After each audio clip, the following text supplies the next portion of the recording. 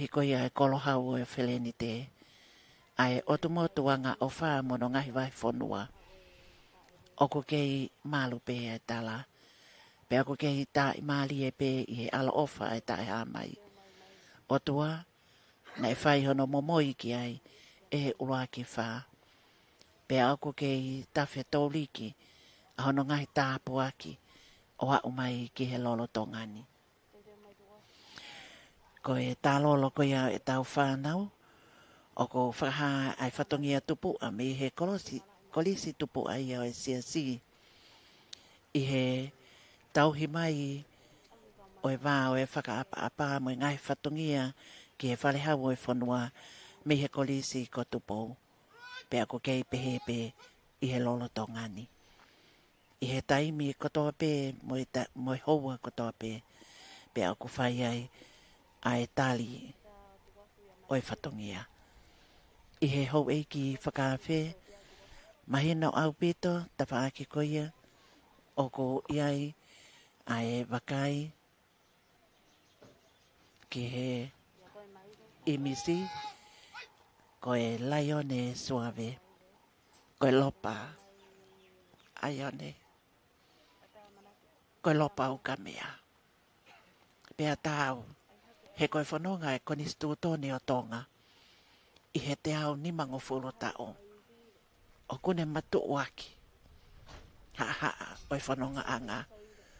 Kai hoko e Konisitutone, kene whakamau-mauluta, pea ke whakamaunga ki ai.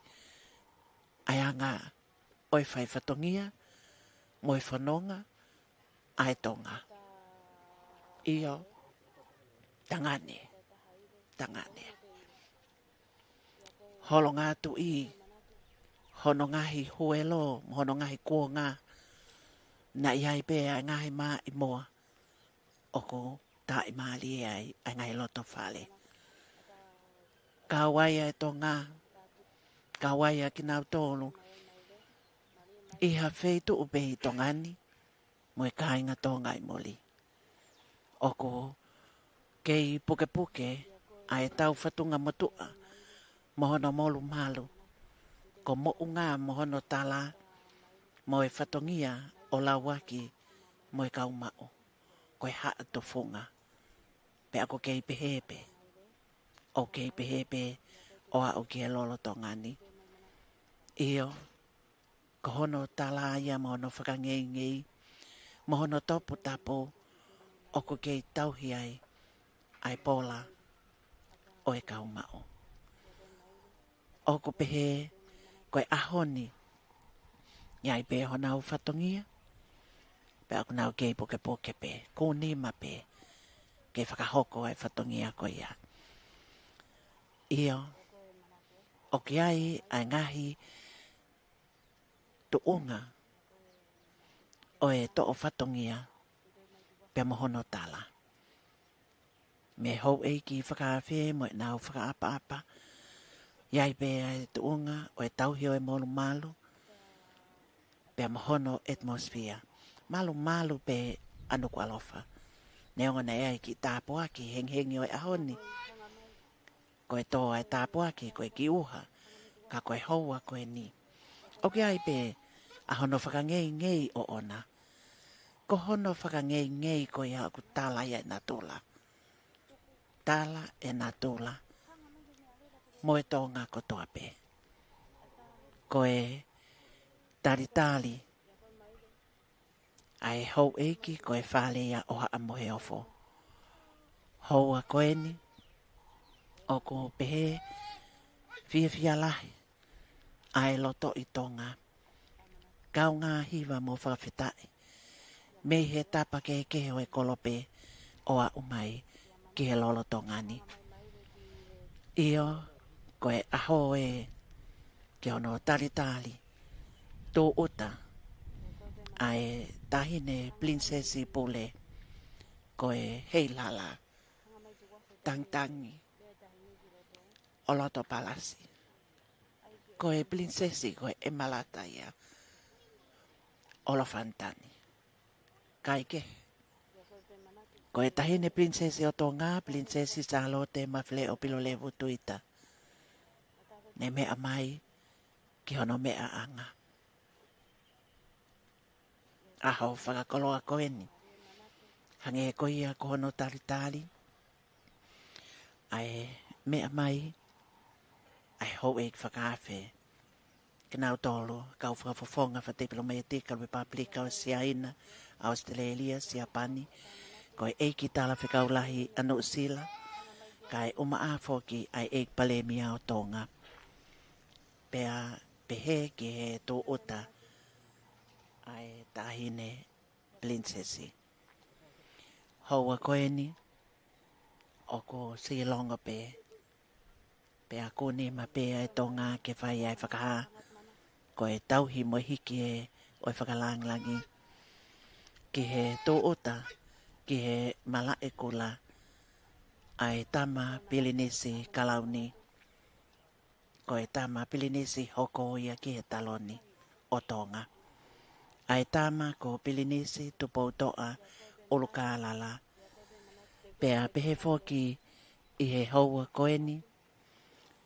Mea mai mo e tahine princesi kalauni. Princesi Sinai Takala. Iai foki ai amanaki. Tau whelongoa ki e lelei. Mo e whakahawhelo ta mawhana ki e Tonga. Ha Tonga pe i mamani. A Tonga pe i Tongani. A hoko ni ko tau wa usiau kai kua mea si. Ai hoko ai Konisitutone o Tonga ke ne tataki. Ko i Konisitutone o Tonga whakatoka. Me he tāla o e wholofola he koia pe e tuutai. Koia pe e tuuloa. Pea tāne ne e whanonga mai o ne lākai a e te au nimango fulu tau. Io, o ku pehe ono whakailonga i he aho koini. Pea whai ai a e o wau i mala e kola.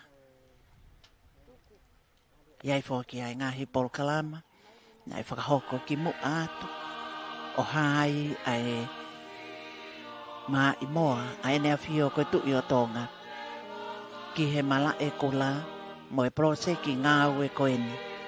Kai ke ngātai e a, o feina, pia mohono toka ngai kina, ai kakai o e whonua, whakawhainga maalie, i mala e kola, ai he tau anga mea lele, pea sani, pea wikia, ai whakaofo ofa, o mala e kola. Koe ahoia, hena e kotofa ke pehe, ahono anga whai. Ke ngauhi, ke tahau, pea mo e teu teu, o e te au nimango folo tau. Iai fōki ai la vei, ko Her Excellency Dame Asion Cynthia Giro, ko e kovana seniale ia o Nuku'alofa. Nā ne mea mai, ke kei tauhi ai pe ai wā whakatiplometika. Ka oku whakaha e he Tonga, a ene whakaapa-apa, ko e tālolo, ke talitali, ai ha ele, a ena a whiwhio. Pea ku toka ki peia ki he tau tangata neongo e nau i ki mo e nau tau tupu. Ka ko e konga ia o he tāla o e whanua. Ke puke puke. Pea ke komuni loto. Ke hoko ko e koloa fuunga mo ui. Hoko atua ia e whanonga. Ko uhi ko ngahi tau ka hoko mai. Pea neongo e whepāle kina. Ai ngahi whiliuli waki o ea mohono tā au. O e tawhihu whaka-ekonomika, whaka-politikale, pia mo e whanonga e ngahi whakaukau, mo e ngahi whaka-akademika. Ka e kei tuu taipe. E kei silonga pea e Tonga. Ke inasi. Ihe mai moa ola. Me he whale o tupo. Mohono whakatoka ke inasi ai ai whanua. Iai fōki ai kovana seniale o Papua New Guinea. His Excellency Bob Tatae, Mahina pe, koe ngahi whetā whiaki o e tauhi wā mo e ngahi whanua kaunga api. O ko whai ai ai lalaka. O hoko koe whakalakalaka. Pe hoko ai ke tai mālie. Ai whanonga o ko whai. O ko iai whoki ai e lawe. Ko wana seniale o Nuku'alofa. Pea mo e whakawhetai, mo e whakamālo. Koe uhi koe kāinga Tonga tokolahi. Ok nau mau whainga mālie. Pea nau inase o whakatawhi mei molina. Mei Nuku'alofa. Mo ngai whanua moli. A ngahi ofa. Koe ofa whanua, koe ofa ki api. Ke atonga mai e. Ke hoko ia. Koe koto tāpua ki whakaekonomika. Pea inasi ai. Ai ngahi loto whale o whamili. Pea hange oku inasi ai ngahi loto whale ko ia. Haate. Iha whanua moli pe. Ia ngai whotunga o kia ia whakalakalaka. Ia ngai whale nofoanga. Ia langa whakalakalaka ia ngai whale loto. Ia ngahi whale funga waka. Ia ngahi mea lele oku ngawe aki. Pea moe whakalakalaka e hoko koe e poki fo o. Koe hala whakakawakawa. Pea ke inasi ai ai whanua. Kai ke ngāta pe. Ia ngahi whanua muli. Kau kia ia ngahi. Kau taha whawa Pule'anga. O hoko ai ngahi whetui aki. O he ngā ue whakataha. Ke ha inasi a Tonga. I he whakalakalaka. Ko e kau whawhawhonga wha diplomatika e ngai whanua muli i Tonga ni. Ia ia ngahi proseki lahi. Kua whai ai ai whengawe aki. Ko e proseki koe ni. Nai whakahoko ki mala e kola. Pea nai whakailonga i e ngai aho kua tau situ aki ai. I he tokoni. Pea moe ngāwe au fuato. Kua fuaki mei he kakai. Moe Pule'anga. O e Republika. O e kakai o Siaina. Ngāwe whakataha pea moe Pule'anga Tonga. Pea pehe foki. Ki he. Whale o tupou. Ko e whare hao. Aho ni foki. Mohono atmosphere. I he malu malu. Ai ea o natula. Ia i pea moe wakai. I he ngahi polo kalama ko ia o e aho koeni. Ko e ngahi taha i polo kalama. Ko e polo kalama o kune whaka ilonga i. Mahino pea mo ilonga ki e historia o e whanua. Ko e ahoni wha o Novema wanoa wanima. Mo e Katoanga o e te au ni manoa tau o e Konisitutone o Tonga. Ko e tanu pou e he nea whio ko e tui o Tonga. Ai e whale fo o ma ai whale alea o Tonga. Ko e whotunga o i he whale Tonga. Pe o ke ai whoki hono ngai tāla o e whale Tonga. O ke ai ai pou whihihi, o ke ai au no kahoki, o ke ai pe mono ngahi lālanga pe o ku tālai ai whi mau tāki ko ia. O ko whewheka pe a mālohi kene matu e kina. Ai tuunga ko toa pe o e whanonga. Pe a toki fungani a ki ko hangahi lalawa o ku tālai ai uhinga. Pe o ke ai pe ai haa mohono whatongia. O ke ai pe ai whatongia o ke i whakatalu-talu. Ta maale ia pe a moe ta whaaki o e lalawa. Kai ke koe ahonia. Houa koe ni o amanaki ke haa e lea e ena a whiwhio ai mala e kula. Ke whakahoko ai ai o wau. Koe hiki o e whakawhetai. Holo ngā tu i o Tonga mālo ai mā i moa. Pea koe tali koe. Koe. Koe. Koe ngai mā i moa o laia. Ko whakahoko. Kai ai pe man vai vai. E whangotai lulutai. kai whawhetai. He o tāla e he lea Tonga, ai nau ia, koloa ia, ai Tonga i lawe manu ai. Ko e whango malingi mei whalelahi. Pea hange o ko pehe ai koe ni, moi kuonga koe ni.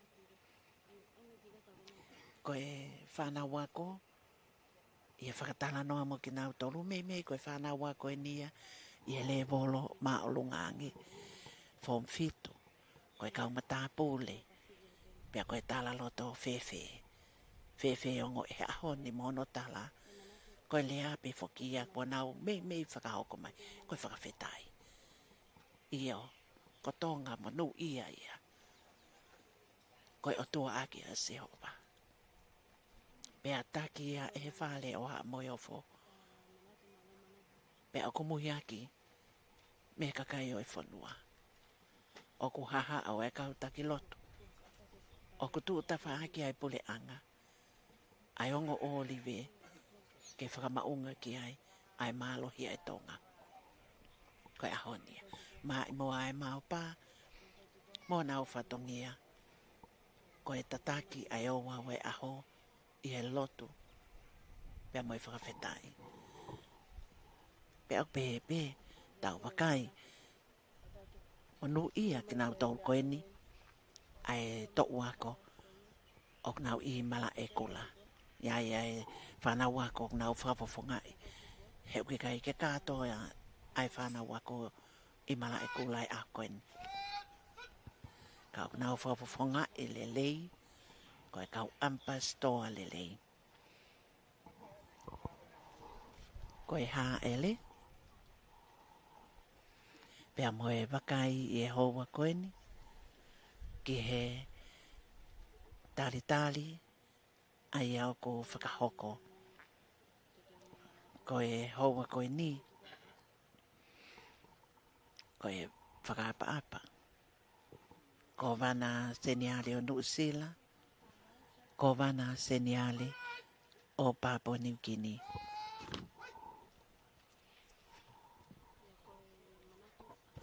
Iai foki ai whengawe aki mo e pot ngawe ki muli. Ki ono tali ai hou e ki whakawhe. Ko e ahoe me he palasi Fakatu'i ki he mala e kola fōwia i he halapaini. Ko e hala tu'i. Ko e ahoe ni. Ai whaipe ai palani ki ai. Mo e ngāue ai komiti ngāue ai Pule'anga o Tonga. Pea mo e teu ko ia. I e ngahi palani ngāue kai whakatu'u. Mona hōwhia. Pea i ai lewa ai honga ia. Kua tau inasi i he tāpo aki ko ia whuaki. E he tae hā mai. Ke ngaholo. Pea ke hoko. Ai aho na e whakatofa ki ai whatongi a mau inga koe ni. Lawe i pe whoki. Ko e konga i he o wau o e toko pale. Lawe i o ki ai Tongatapu le. Ne ngahi yako anga. Tongatapu le lahi. Ta tau pea whawhine. Ta tau pea tangata. O nau fia. Ke whai ai whatongia i he hoa koe ni.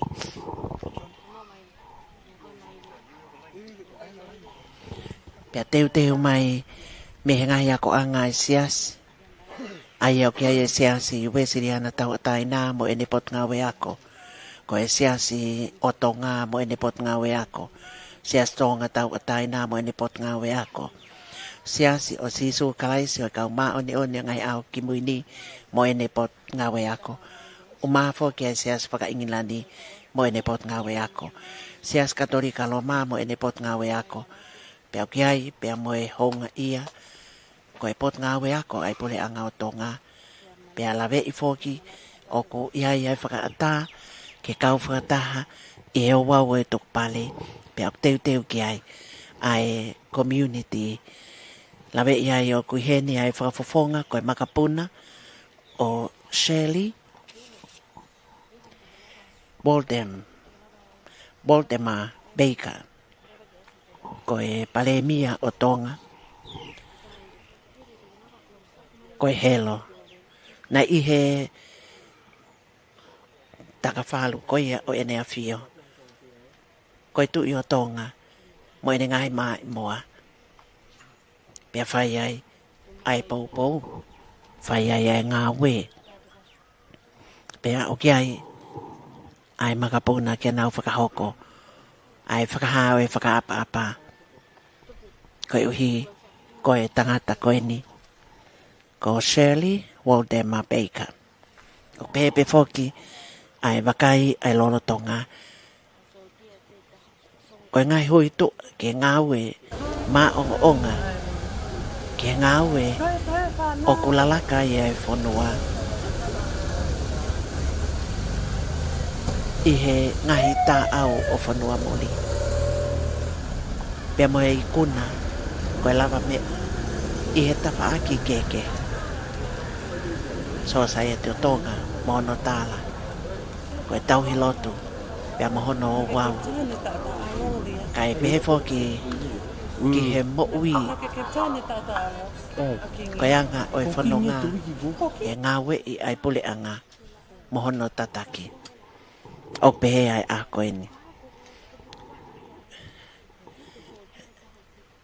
o ko iai ai lawe ai ngahi whatongia keke whakahoko ko ia me he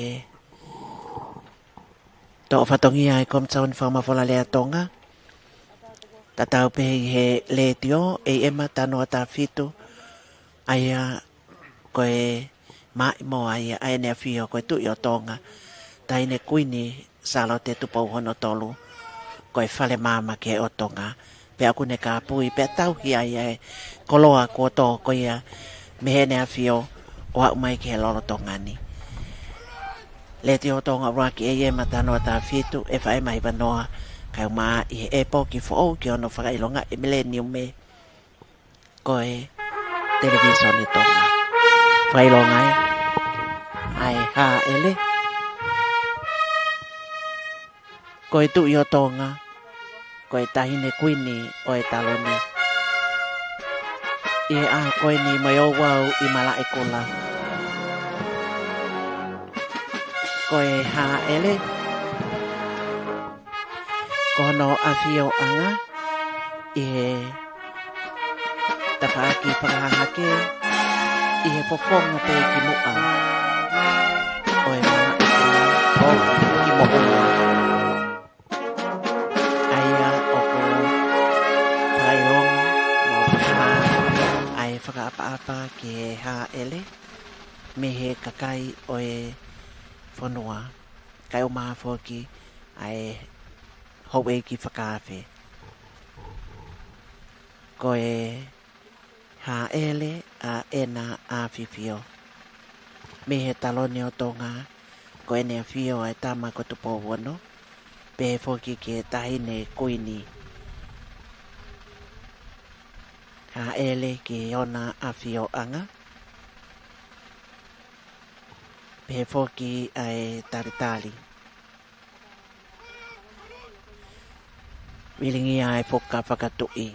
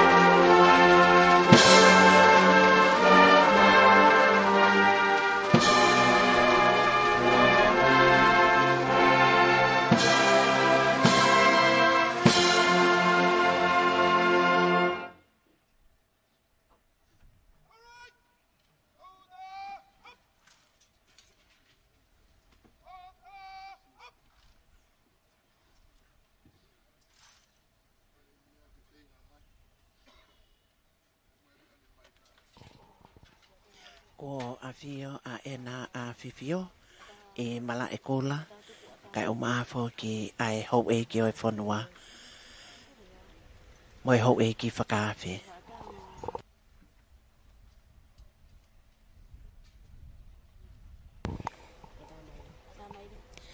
Amanak fo ki whakahau ko e taktali me he tangata ikpale mia o Tonga.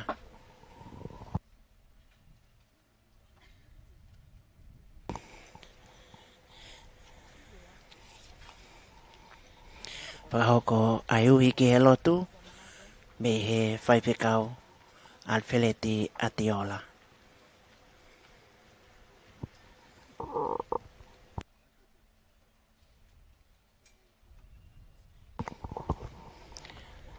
Wilingi a koia ai Fakatu'i i he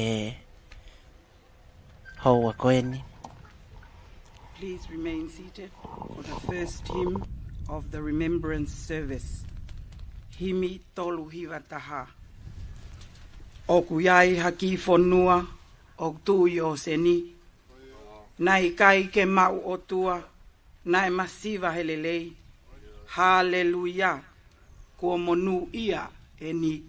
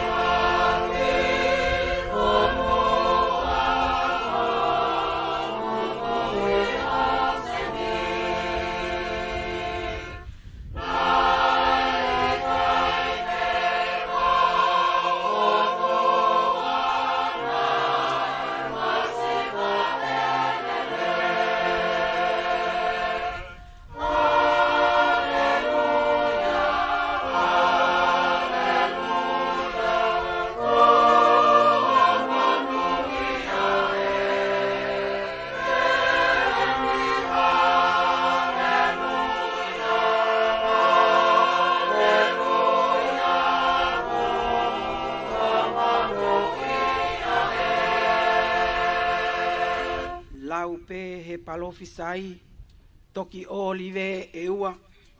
Pule'anga mo e siasi, kai malohi hafonua.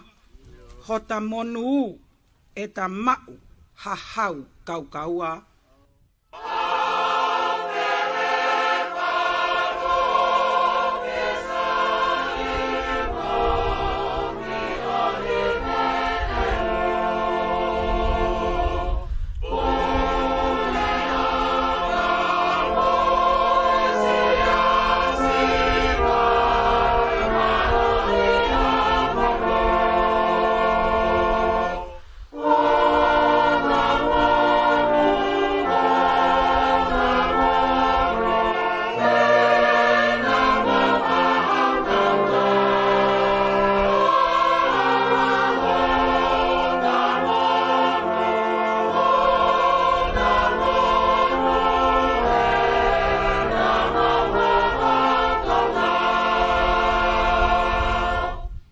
Tonga tu'u o ngā ue, hokolo a ke whakamonu.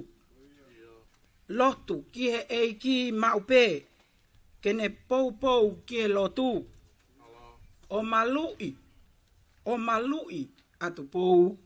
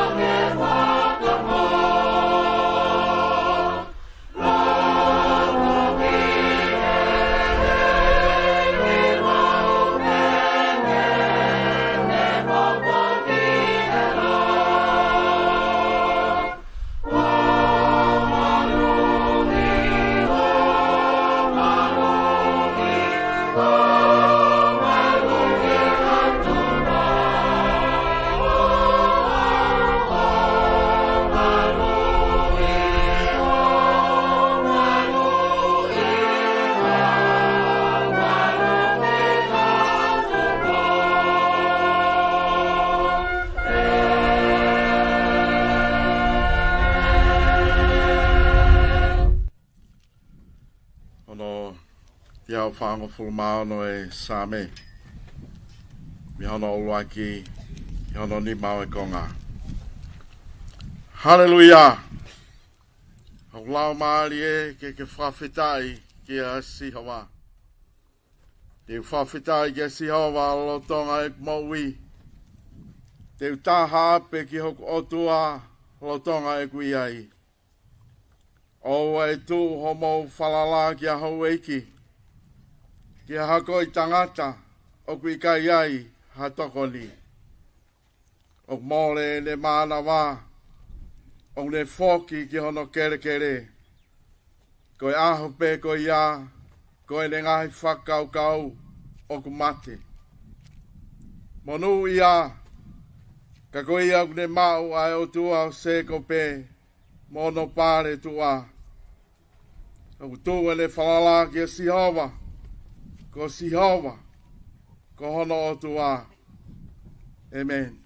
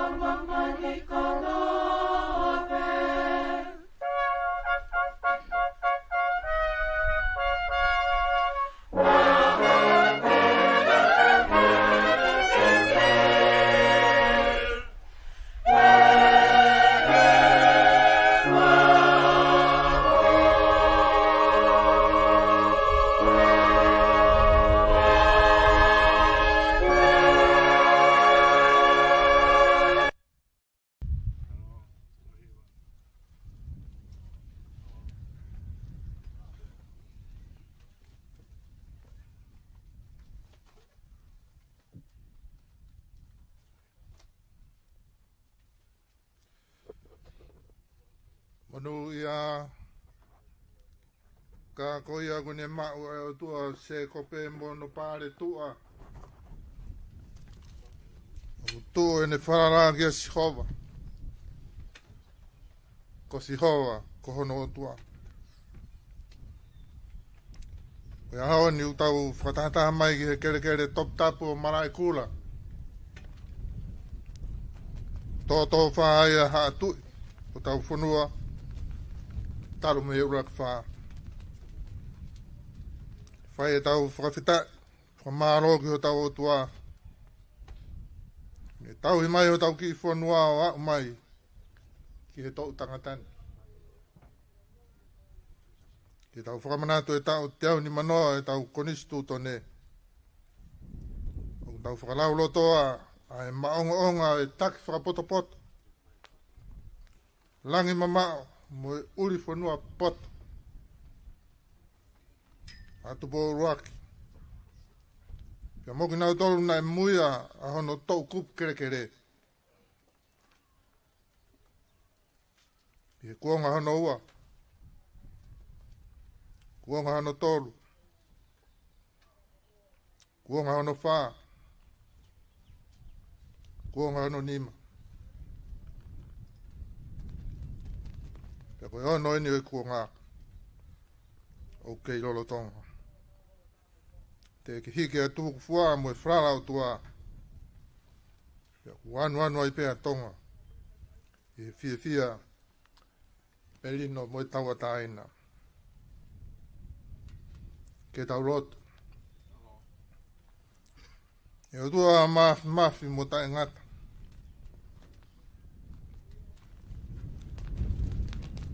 Koe aha peo e tuku koloria mo e whakawhitai. Whakawhitai. Koe pehe te maunoa. Tara he whatusame, te mau to tongi whewhe. Ai fu ofa ai a whiona ku mau tai maari ai.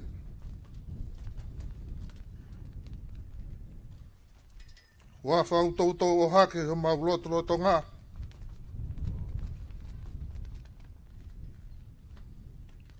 Mōni e whatusame. Hingoa rei. Ngā ngatuange ai he lolo tākai.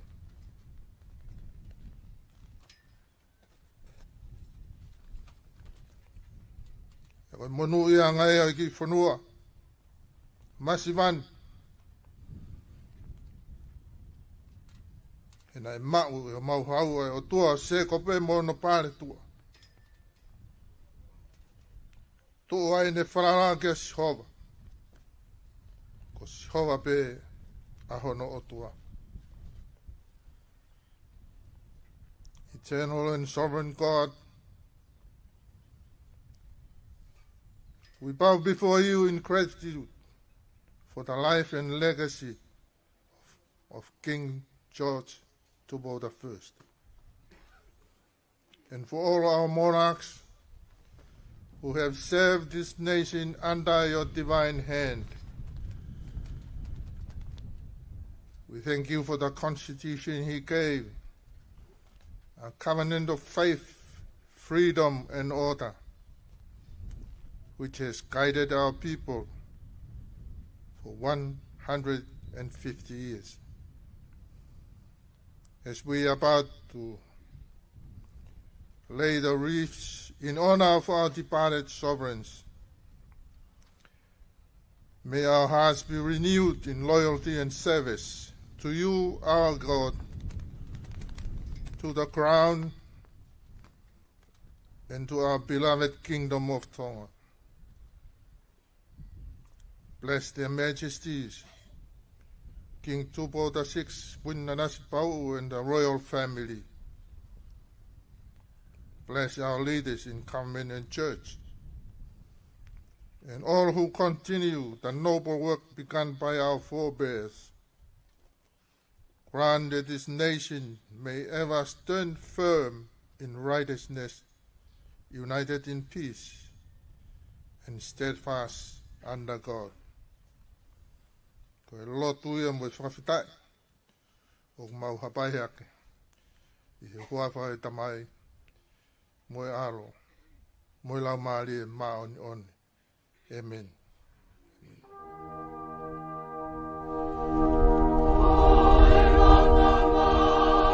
Oh,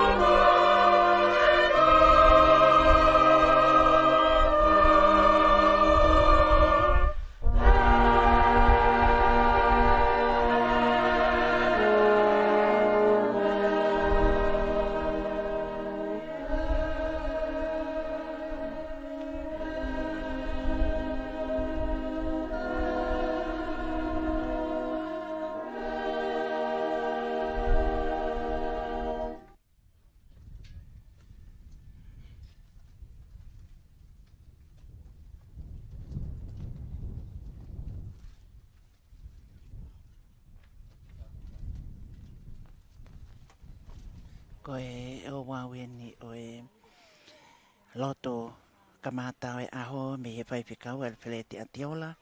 Ko e Palestini leo leo. Ko e o wau o e toko pale. Ko e ne afio ko e tui o Tonga. Ai ne afio ai tama ko tupo wono. O ko haele ke whakahoko ai toko pale ki mo unga. Ko e koto whakakoloa. Ko e historia o e whanua. Mo e mā i moa ola. Ai holonga tui o Tonga. Pea whakahai i he whakaapa-apa. Ko e nea whio ko e tui o Tonga. Mo e toko pale ki mo unga. Whakaha pea mo e whakaapa-apa. Pea ko e pale. O ko hake ki mo unga. Me he whatongia o e hatufunga. Lawaki pea mono ngahi tala. Ko e haele. Haele mai ki he awhioanga. Ai au ko mahina pe foki. Ki he polokalama ko ia ko whakahauko. Ko e o wau o e toko pale. Ko e eki ko mana seniale. O Papua New Guinea. Mea mai. His Excellency Bob Tatai. Ai au ko whakahoko ki a teia. Kene mea mai. Iai hono whiao. Whakahai whakapa-apa ke ena awhiwhio mui whale o tupo. Mea ato ke maunga ke whakahoko ai toko pale. E whai ai whakalaulau loto. Pea whaki ai pale ke hake ki maunga. Ko e o wau, ko e ni o ki ai pe hono molu malu. Pea ko hono top tapo a maunga. Ko e haa tofonga mono whatongia tala. Ko e whatongia tupu. Pea o ko top tapo. Hake ki maunga. Iai pe foki.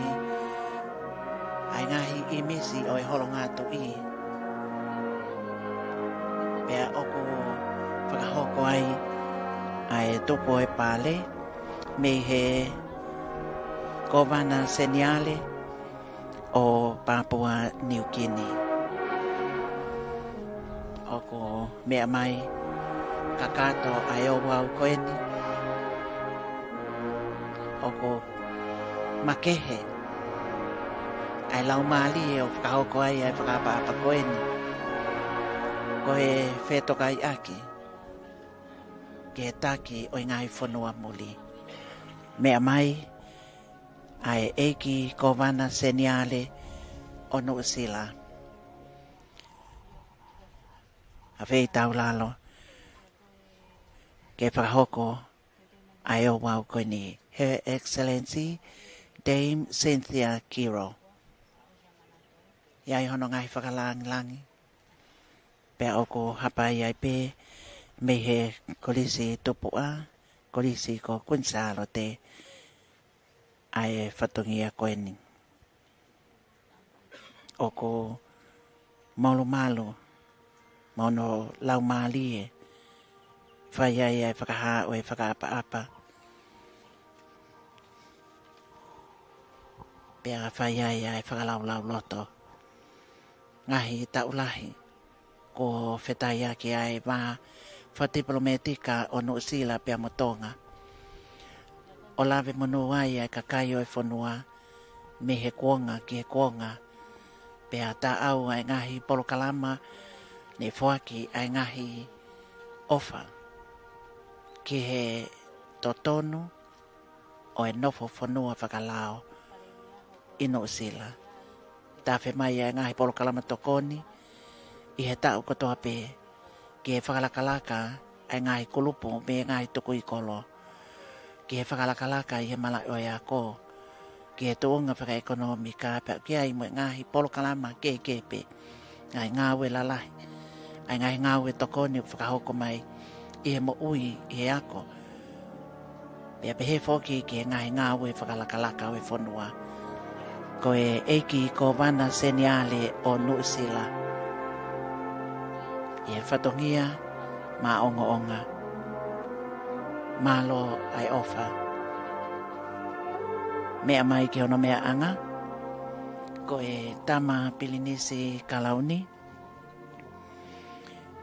Ai tama ko pilinisi tupotoa orkalala.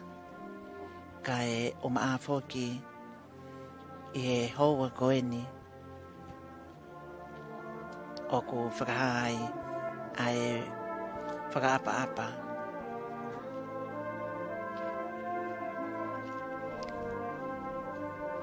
Kai mea atu ai tama pilinisi kalauni. Whakaapa-apa ke e nā whiwhio mo i whale tupo. Mea atu pēa mo e pāle. E whakahoko pē o hange he koeanga koia. E he hoanga koe ni ki mounga. Koe tāla pēia nā e pehe mei he kō hili. Mohono ngahi te whto i whatongia o i hatu whunga. Mohono Tongatapu. O whakahoko ai mea lawaki mō Māli e pō. Mea pe ai tama pilinisi kalauni. Kai whakawhanonga ai pale ki mounga. Ko e tama pilinisi kalauni tupouto au kalala. Ko e ministaia o e potngawe ki muli, ko e ministaia o e kautawe ne a fio. Ko e pilinisi hoko ia ki e taloni. Ko e kahau o Tonga. Kei whakahape ai whakaapa-apa. Ok ne kei mea pe. I he tawhaaki koe ni o i whawhonga. O mounga. I malai kola. Mea mai. Ai tama pilinisi kalauni tupoutoa orkalala. Whakaapa-apa ki he ena awhiwhio me whale tupo. Ki he awhio anga. Kane mea mai.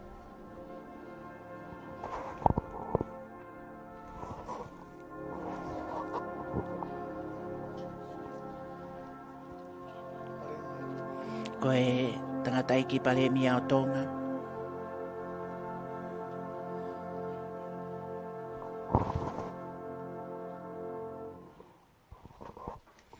Aia ko e tangata iki pale mia o Tonga. Ko e Honorable Dr. Isaac Evalueke. Iai whoki ai lawei. Ai kau whafofonga wha diplomatika o e ngahi whanua moli i Tonga ni.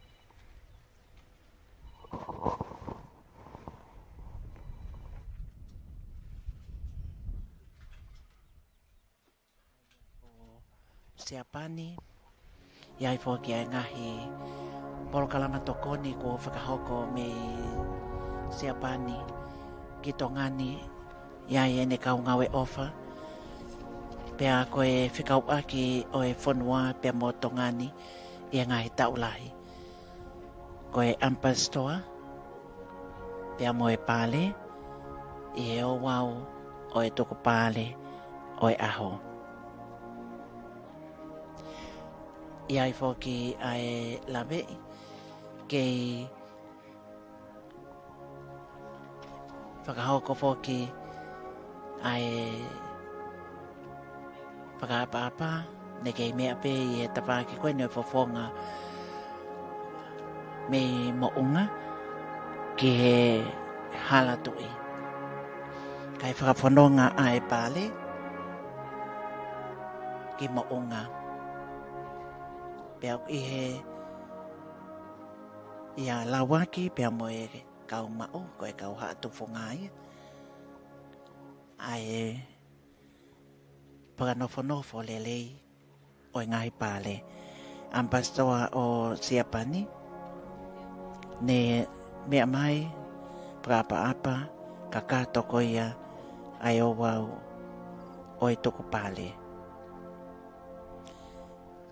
o ko iai pe ai amanaki i he ngahi o wau koia o ko hoko mai o ko kei silongo pe mo e whanau wako amanaki ke nao whakahoko pia mo e whatongia tatau pe me ngai pot ngawe ako ai Pule'anga ai pot ngawe ako ai siasi pia mo i kakai o e whonua ai a koe e ki tarawhikaulahi a Australia ki Tonga ni whakaapa ki he ena a whiwhio pia mo e amanaki kene whakahoko ai toko pale ai au ko tatali me a lauaki pia ko momoi me he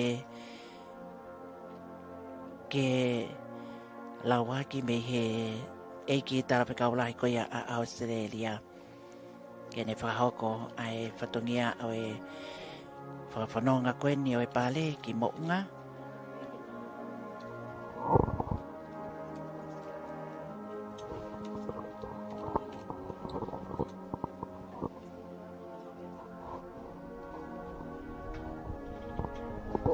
ai a koe taimini ke me ape o whai ai whakahau e whakaapa me he eiki tarawhikaulahi koia a Australia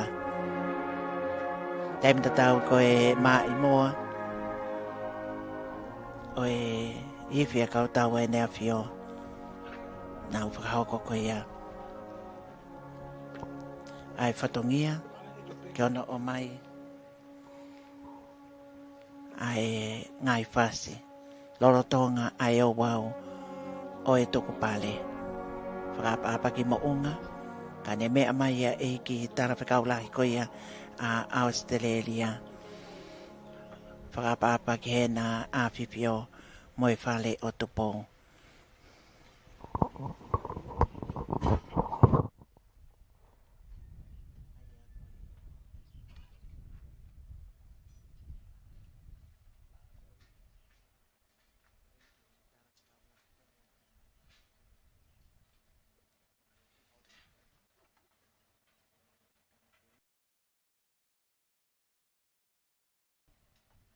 ngau e kau whapofonga whatipnometika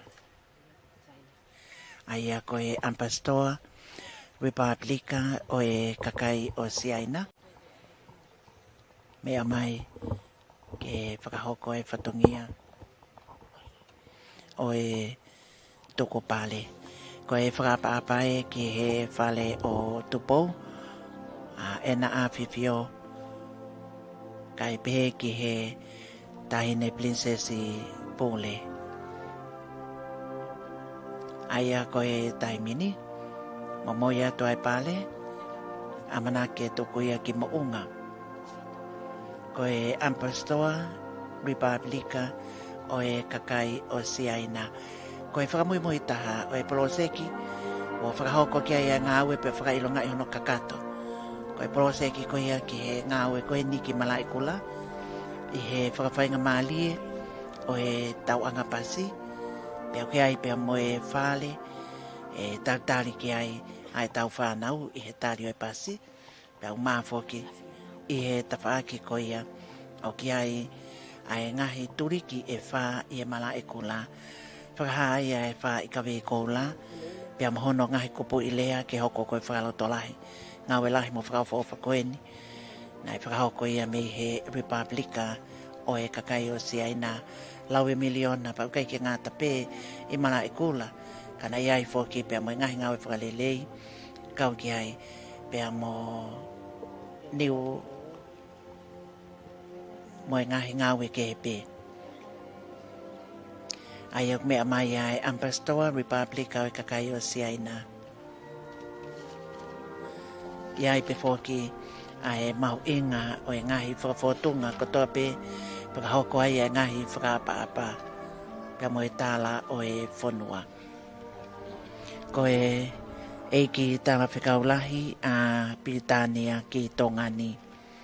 I he ngahi pā whakadiplomatika kua whakahoko pia iai pia mo e mau inga i he whakatoka o e ngahi ngā ue maongonga mai whonua i he Konisitutone o Tonga i he tala o e whale o e tui kai o maa foki i hoko mai o e mama o e lotu whakaristiane me Piritania ki Australia me Australia ki Tonga eiki pia me i Tongani ma whola tuai ke ngai whanua kau ngā pia Pasifiki pia toi foki pe ai mama o e lotu me Tongani o fo watu ki toa Pule'anga ko eiki tala pe kaulahi a Piritania ki Tongani ke mea pe ke whakahai whakapapa loro tonga o whakawhanonga ai pale ke mounga lelei mo whakawhawhau pito ai ngā ue koeni ai whakahoko i e proseki ko e maa i moa i ai newhio ko e tui o Tonga i he whingawe aki pia mo Pule'anga mo e ofisi ai Republika o kakai o siaina i Tongani. Pea ko i ai fōki ai lawei, ko e ngahi pāle, ko e lelei, pea whakau fōofa, pea masani. Ko e eiki i tala whikaulahi a Piritania ki Tongani.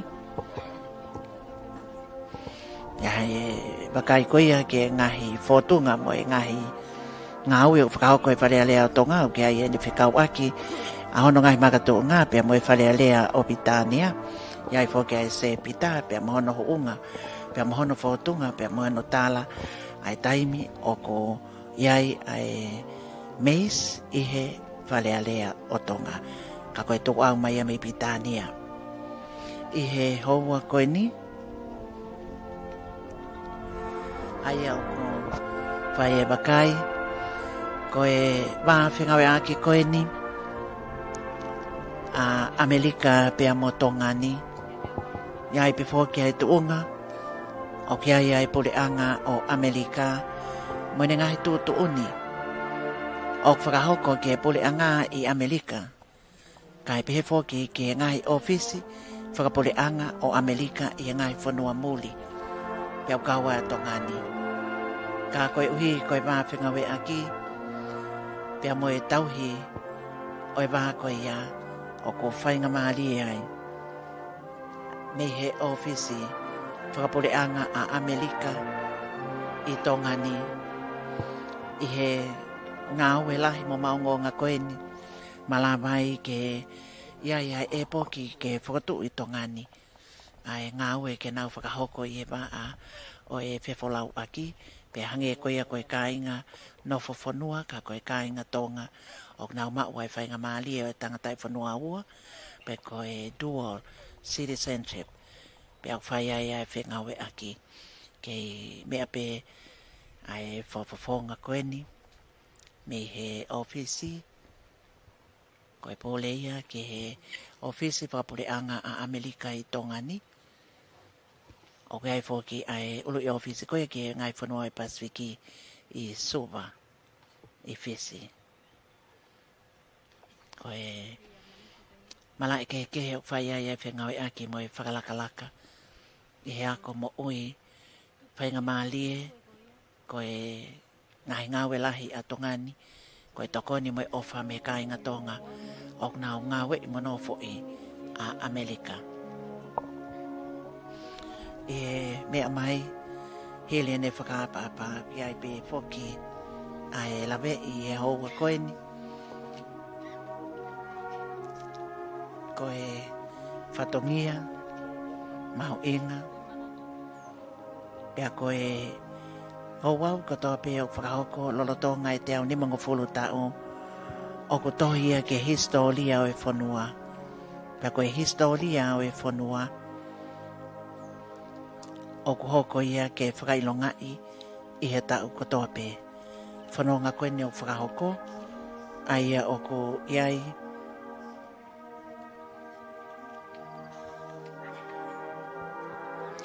Ae wakai.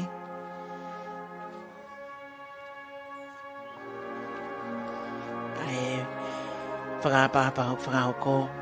Mai no pe fo ke o ke aia ki nau tolu. Ai hau e ki whakawhi. I he wāwhinga o aki pe mo ngai whanua moli. Pe o ke ai lawei. Ki he hoa koe ni.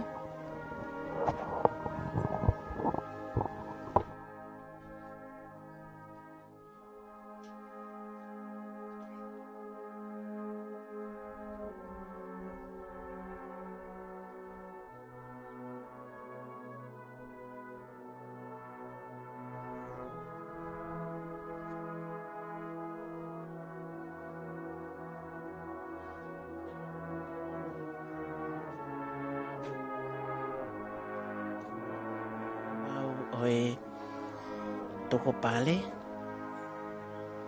Mau e ngau peto ai ngai whanua mōri koe ni.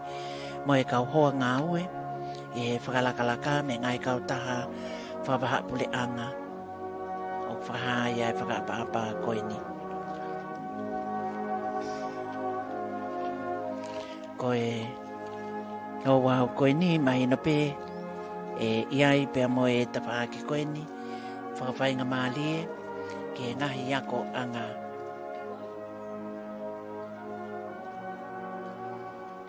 Koe makai koe ni. O ngō whawhawhonga. O na whakahoko ai o wau e tok pale. O hoko koe tāpuaki ke te knaunga. I he kaunga lau.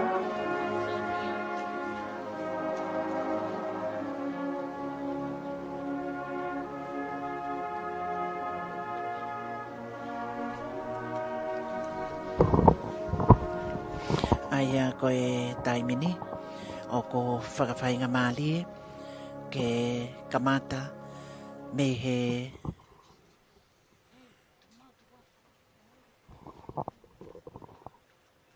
koe whakahoko ni o e toko pale mai na pe o ko iai ai kau whakawhi mauinga ai Pule'anga mo I whanua whakahae na whakapa ke o wau ko ia o e aho ni.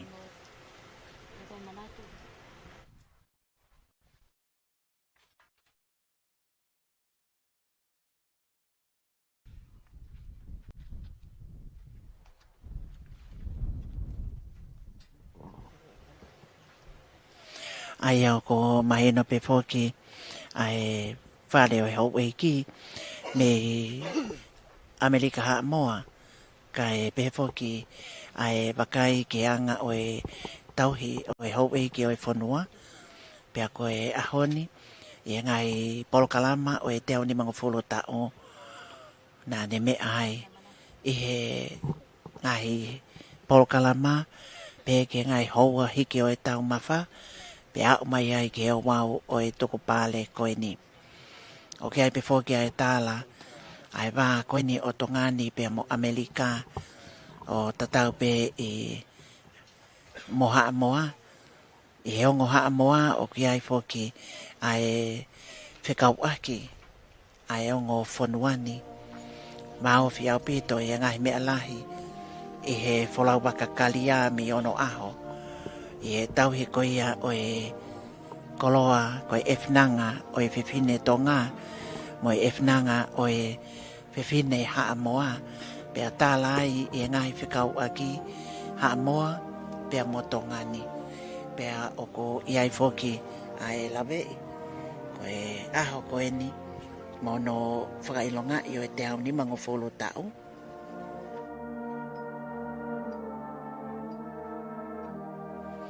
O ko kawai i he ahoni pe au whai ai whakaapa-apa. O ke ai pe foki pe a moe whale o hau eiki me i haa moa. Me he tesi o e kau take lotu. Ko e take lotu o e whanua. Ko koe tangata iki amenani soane patita ka nari mafi koe takilotu ai kainga lotu e siasi katolika loma teo sisi tonga maniwe before ke takilotu e siasi tonga tau ataina the right honorable Faifekau semisi fonua o ko mahino i he whanonga anga o e whanua mo no ngai whatongia me he whakataha ko e whakataha tokoni ki he ene awhio pe au ki ai fō ki ai lawei i he whaunga ko ia pia mo e whatongia mawha tuki tuki amenani soane patita ka tinari mafi pe fō ki a right honorable Faifekau semisi fonua whakahai whakapa ko e tuku pale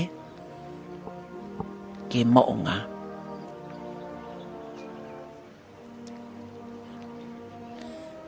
na kei mea pe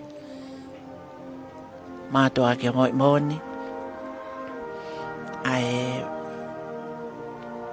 whakatunga ki ai whakaha e ongo takilotuni ai whakapa pia moi honga ia ko ngahi maa i moa o ko inasi ai whanua.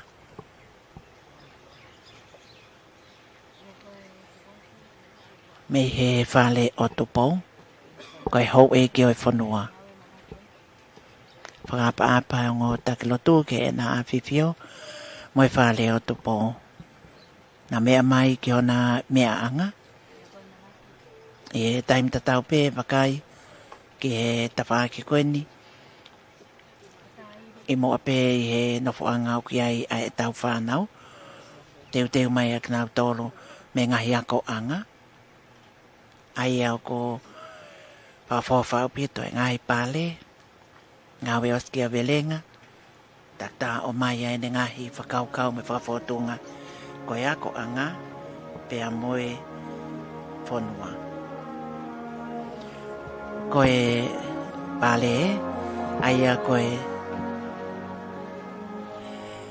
panau ako pe a mo kinau tolu ai Pule'anga ke whakahoko ai whatongia o e a koen. Me he kolisi tai lulu iai whoke alawe ai wakai ke ngahi ako anga ai siasi whawhawhau pito me he kolisi tā koe lau ai a koe Pule'anga ko matai ka whalau mahina a tā Pulelahi mo e whatongia o whai mai toko fufu ai a ko sale sikiola kai pehe whoki ki a Jasmine whalemaka iai hei lala pe a mo e kakala pe a tangane pe ia he ko kolo kakala pehe whoki me he ngai ako angai siasi whawhawhau pito e nima mea a me he siasi o sisu kalai so e kau maoni o ni ngai au ki muini ngau a kia e lo kie ko e ngatu pe au kia i pe mohono ngahi tongi o kia i mohono kawha o kulalava pe a whakau whaofa ai ngai whakawhotunga kotoa pe iai whoke e lawei me he siasi i whakainglani whakawhawhau pito me he ako anga ko ia ka e oma a whoki me he ako anga Anastasis ko e korisia ai siasi o Tonga pe a oma a whoki me he Pule'anga Tonga ko e pot ngawe ako mo ako ngawe ko e CEO kai uma foki me he University whakawhanua o Tonga Tonga National University o ma foki me he College Tonga ai au ki hene ai Pule'anga toko ni Pule'anga ke asi Prescott iai foki ai lawei ai ngahi tounga kotoa pe o whakahoko pe a whakaha me he pot ngawe ako ai ako e ngahi ako anga ai siasi pe ke ngahi ako anga ai Pule'anga. Ako maolunga o Tonga, ana veikoso, kai o maafo ki e wakai ki he whainga malie, Viriami Wharekaono mo Elizabeth Baker, ko e hakoia makapuna ia o Shirley Veldema Baker. Ai ako viti ko e hakoia o ki aia Viriami Wharekaono, ko e ofifine pe taha o Shirley Baker aia o iai a sione a fitu pe hako aia sione fitu aia ko Lola Shirley Baker pe o aia Lola Baker a Elizabeth Baker na ne whakahoko e whatungi a koe ni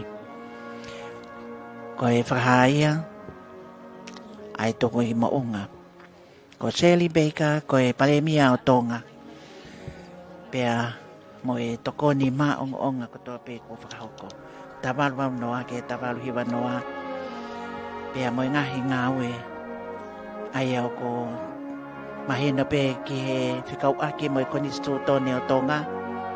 Ko e te au nima ngofulu tau māloe. Mo e ne kei tuku. Ko e matiketika. O e wakai ki he ma opo. Ahono whakatoka mai o e Konisitutone o Tonga. Me he kamata anga o au mai ki he lolo tongani. Ma i moa ia ai uloa ki whā ko e nea whio. Tui o Tonga ai nea whio e tama. Ko kingi siao si tupo uloa ki. Ko e lotu whakakaristiane mo no whakamoni. Nā tau toki whakamanatua ai ni manoa tau. O e kolosi ha whakamisteli. O e tūlo tui anga ia. O e uloaki wha koe tui o Tonga e api ko Pule'anga. Pea ko kei malamai. Ai mama ko ia. O e moko ai maili koe ni o yangi. Ai ea pea ko taha api ai. Ahono akau tupua i api ko mala e kula. Pea mo e vilingi au i whuka Fakatu'i.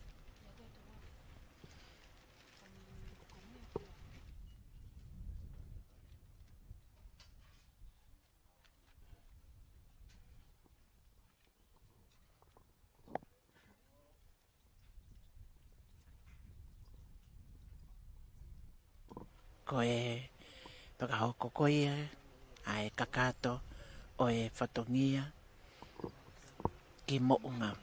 Please be seated while we sing the final hymn.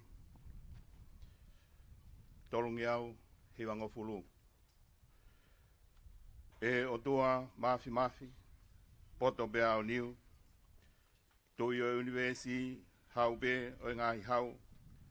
Esihova, mea mai e mau punou. E ke tari e mau lotu o malui atupou.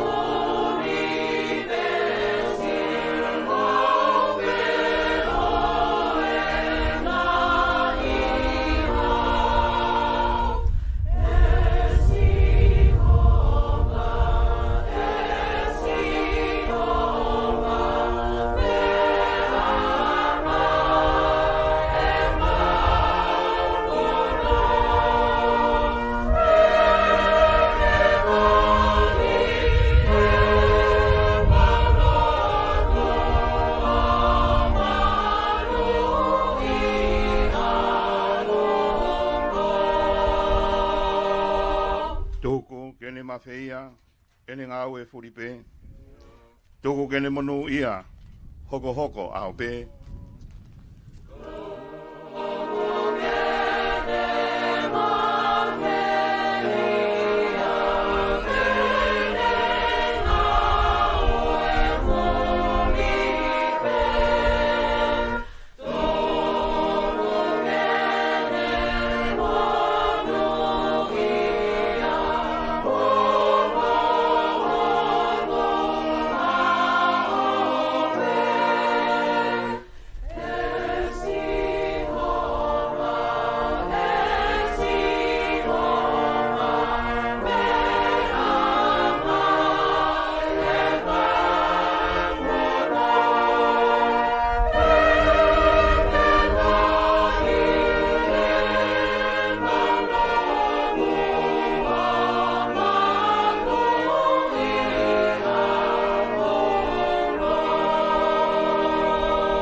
Eiki, aike foloa, ange moa ngai tau.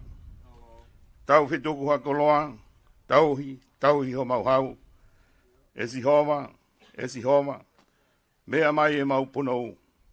Ke tari e mau lotu, o malui, atu pou.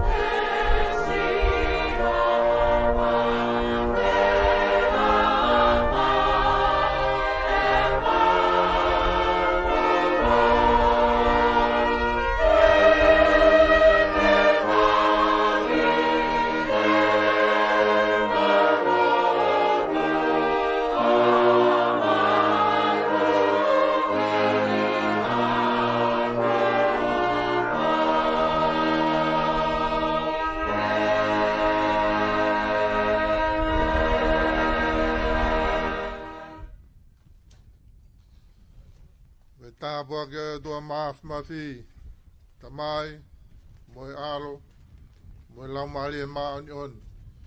Ia te tau tolu ko toa vehe a honi. Pea whai maua I pe o tae ngata, pea tae ngata. Amen.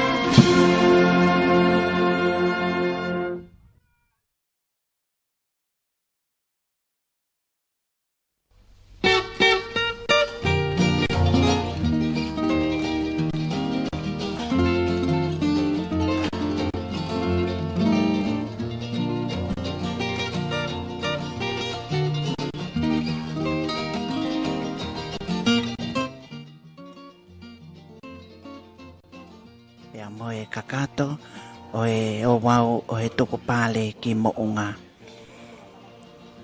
Aho whakakoloa kua usia e he Tonga ko e te au ni mangofolo ta o e Konisitutone o Tonga. Ta walu fitu ni ma.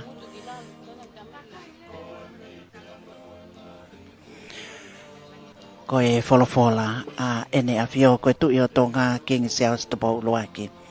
Ko e mea I hā mai, ko e whinangalo e o tua ke tau ataina e tangata, ko e mea I ene ngauhi, o totope e taha e kakai kotoa pe. Ko ia e tau ataina o tae ngata, a e kakai Tonga. Mo e kakai kotoa pe o nofoni, pia e nofo I e Pule'angani, pia e ata ke kakai kotoa pe e nau mo'ui, moho nau sino, moho nau taimi, ke kumi, mo mau koloa, pea ke whaiteria ke ngā ue moe fua o nau nima. Pea ke Pule'i tā whata pe e ki nau tolu, ke ngai mea e nau tolu. Koe wholofola ia, ai nea whio koe tui o Tonga, kingi siawa si tupau uluaki. Ka koe hā ele, liwaki ia, me he mala e kula. ko e foki eni ai historia o e whanua ki he mala eni mo e whaki o e tau ataina kai o maa ai Katoanga kula whakahoko me he kolisi Pule'anga i he maa i moa ai tu i o Tonga. Waka ieni i hoa koe ni pia mo e ngahi whakaapa-apa ai a ko whakahoko ke whakahai koe uhi koe kakato ai o wau koe ni pia o ko iai ai kei langi maalie mai Tonga ai Konisitutone koe ni o Tonga. Koe Konisitutone o Tonga mono uho. Pena e te fito. Koe uhi koe mokoi e whina ngalo e nea fio. Koe tui o Tonga. Okay. Tolo ta monu i ai whanua. Me hau e ki whakawhi. Ai o ko iai lawe. Ai e ki kovana seniale. Me Nuku'alofa kai maa foki a Papua New Guinea. Ko e o wau foki o e aho. E teu mai ki he o hoa. Hiki o e tau mawha. Pea e tautaria me he Pule'anga lolo Tonga. Ai a koe ngai potanga ai Pule'anga mai ngai kautaha businessi ai Pule'anga. Me atu koe ia me he o wau e aho me malai kula.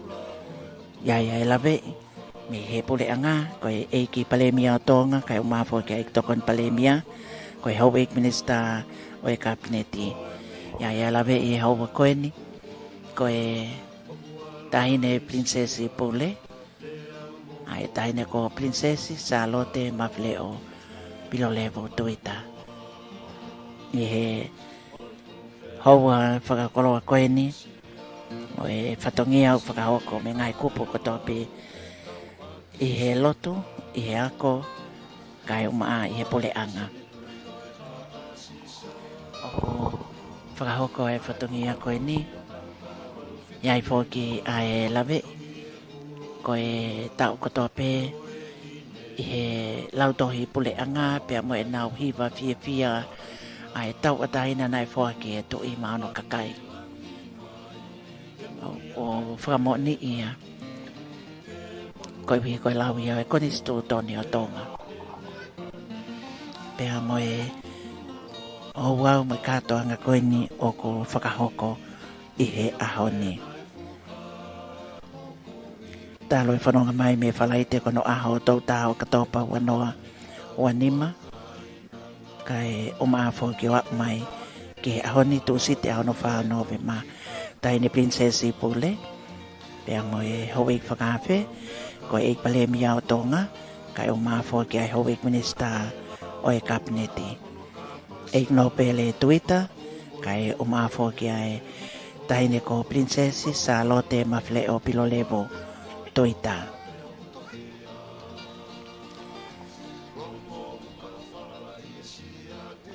ko e ngahi whakapa kuangi me he kautawa nea fio me he tawhaki whakahihifo i he mala e kula.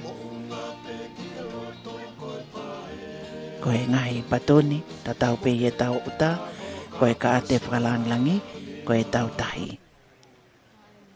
Whahai whakapa ki he tahine prinsesi Pule. Prinsesi Salote Mafleo Pilolevo Tuita, kai o mafo ki ai kno pele Tuita. Ko e tama pilinesi kalauni, kai o mafo ki ai tahine prinsesi kalauni. Ko e eik minista pot ngaue, ki muli eik minista o e kautau e nea fio. Eik minista malui. Mea mai, ai tama pilinis kalauni, kai o mafo ki ai tahine prinsesi kalauni. I he kakatoko iau e aho. Me he Pule'anga Tonga, ko e ik tokon palemia, ko e ik palemia o Tonga, mo e ho ik minista o e kabineti. Me ato, ai ongo tamaiki me he o wau ko ia whakahoko i he mala e kula. Iai fōki ai lawe i hoa koe ni, ko e hau e ki whakafofonga whatipiro mai tika o ngai whanua muli i Tonga ni.